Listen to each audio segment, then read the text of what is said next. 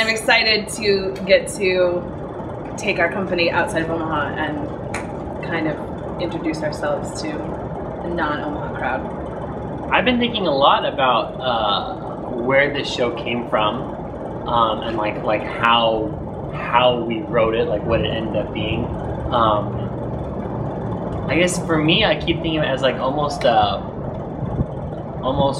where we found these four interesting characters and it ended up being half like explaining the history and half like an emotional reaction to like the idea of like these people in this moment of history.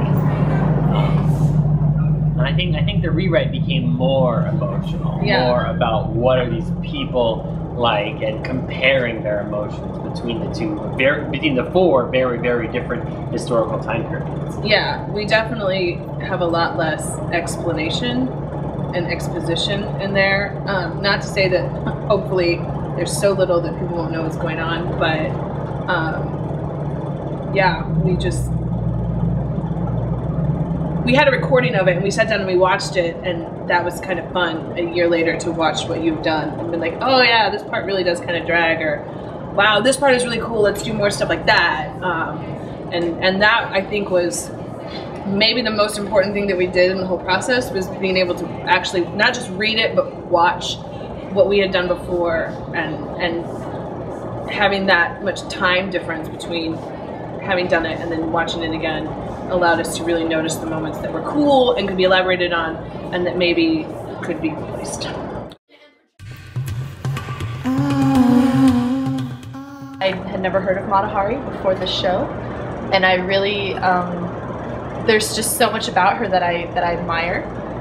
How bold she was and kind of ballsy she was, and her kind of I don't care what you think attitude, so I'm glad to bring it back. This is my first time performing this show. I wrote for the first original and then wrote for the section as well. I am extremely honored to be with Sarah to get to play this part. It's a lot of fun. Sarah kind of represents, you know, what Mata Hari's like inner, like who Mata Hari the legend was, whereas I represent Marguerite, her human form. You know, there was a woman behind the legend, and it's kind of interesting to dive into what those frailties are with a woman who seemed invincible, but indeed was not, because she was executed in a firing squad. So we hope you enjoy it. Well, I think that seldom in our history text do we get to see history from a woman's perspective. And especially in our case and all of the other women's cases, our history caused our death.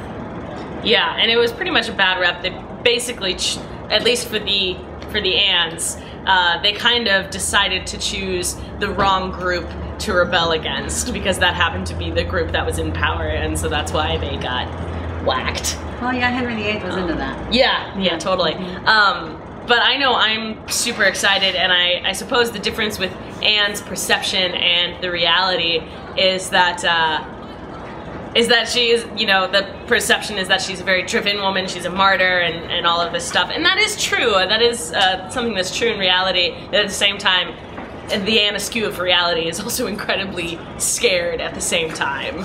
Even though she's expecting to go to heaven and all of this other stuff, she is incredibly scared.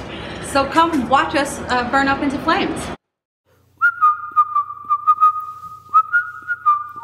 The thing that makes me most excited about Mary Surratt, and the reason why I like her the most, is because she is probably the hardest of these historical women to like.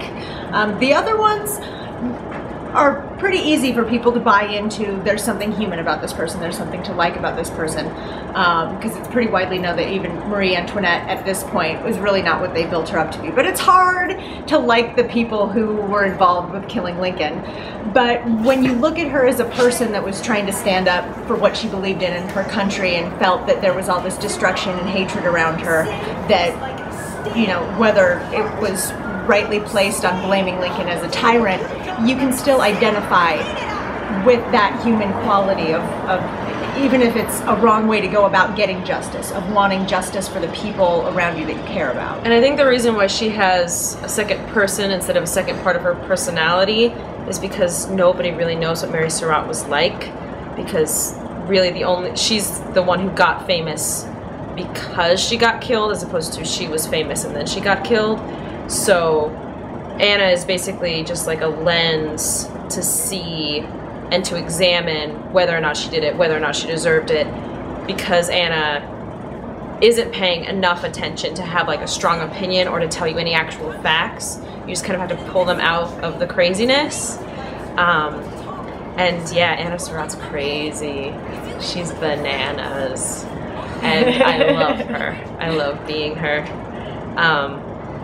And yeah, it's nice also, I think the reason why she was put in the show also in the first draft was because there wasn't anything funny. And one of the writers was like, something funny should happen. I'll just put that crazy daughter, have some John Booth monologue, and now it's gotten out of control. Everyone needs comic relief.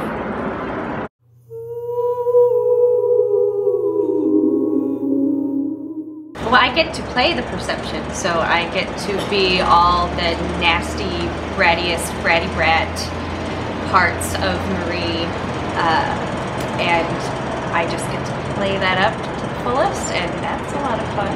So what's it like to be the part that no one knows? Well, what's kind of interesting is she's so dignified and graceful when she goes to her death, and it's probably kind of easy to make that less interesting as the reality, but she had a long journey to get there, and the parts of the perception that are bratty and acting out, she did those things too.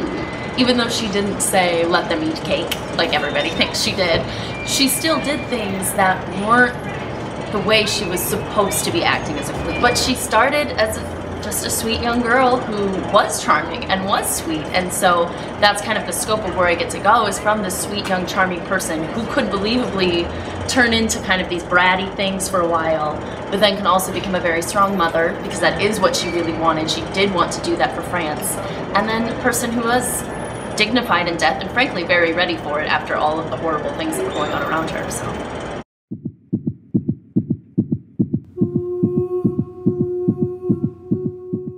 I function really hard on learning all of the lines that the character says, because she has a lot of lines and she's supposed to be the person spearheading the action in the play, so she gets a lot of the scenes rolling as far as the dialogue, and she controls a lot of what's going on in the different scenes. She also plays a lot of the men in the world, and so that's been kind of interesting, trying to figure out how to be the lovers and the prosecutors and the rabble-rousers that are the men in these women's lives. Definitely more musical. There's chimes and choral pieces. People sing. So. More soundtrack, and there was a lot of soundtrack before. But that was one of the things that we noticed, that like the musical moments and the moments of like that kind of thing was really, really cool, so we wanted to bring more of that out. Yeah, actually, that's in a nutshell what we did. We were like, okay, that was cool, let's make it cooler. Yeah. That's everything we did. Yeah, that's yes. That's your pull quote. It was cool, how do we make it cooler?